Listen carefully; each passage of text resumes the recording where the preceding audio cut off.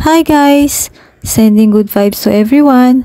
So for today's recipe, ito ang ginataang laing with crispy pork liempo na as usual ay napakadaling gawin. Just follow the steps. Ihanda nyo na dyan ang mainit na kanin at siguradong mapapadami kayo ng rice dito. For sure. Natatakam na ako ulit habang ini-edit ang video na to. Pero first, iluto muna natin itong laing. So aside dun sa toppings na pork liempo, nagsahog din ako ng pork dito sa mismong laing. So maglagay na dyan ng pork, water at salt sa pan. Then pakuluan hanggang sa mag-evaporate yung water. At maglabas ng sariling oil yung pork.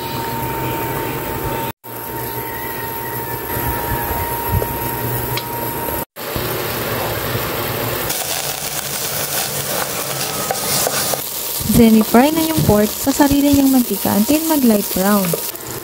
And then, nilagay ko na yung minced ginger. Dinikti ko siya kasi para mas malasa. Tapos, naglagay na rin ako ng minced garlic. And then, naglagay na rin ako ng onions.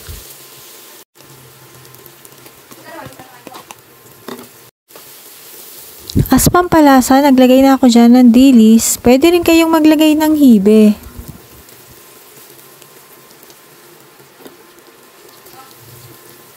Then, nilagay ko na yung gata. Bali, frozen yan kasi binili yan ng maaga. Nilagay mo na sa freezer. Tapos, niluto ko siya ng tanghali na or pang lunch na. Matutunaw din naman yan dahil mainit naman ang pan. Ayan, bali dito wala na akong kakanggata. At naglagay na rin ako ng siling labuyo na hiniwa na. Tapos naglagay rin ako ng fish bagoong. Pwede nyo ring lagyan niya ng patis kung wala kayong bagoong.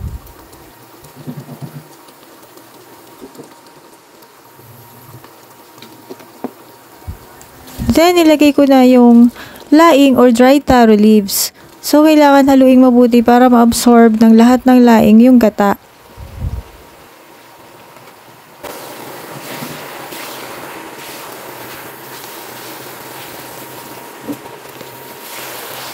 Dito tama lang yung gata na nilagay ko kasi mas gusto ko sa laing yung medyo dry, yung na-absorb na niya nga yung mga gata. Tapos, yung nagmamantika siya. Kaya dapat pakuluan nyo siya hanggang sa lumabas yung oil nung gata. Mas masarap yung nagmamantika na laing.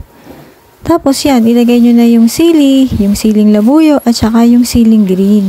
Napakasarap nito kasi nagmamantika yung laing dahil sa gata. Tapos nilagyan pa ng sili, maanghang-anghang. Tapos lalagyan ko pa ng toppings na crispy pork liempo. So mas lalo siyang nakakatakam.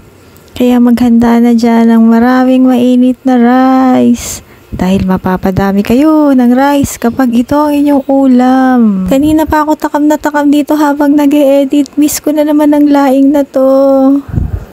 Kaya try nyo na rin itong recipe na to guys. Maghanap na kayo ng laing bukas. Kaya pala ilalagay ko na lang yung video link on how to make crispy baked liempo sa comment section.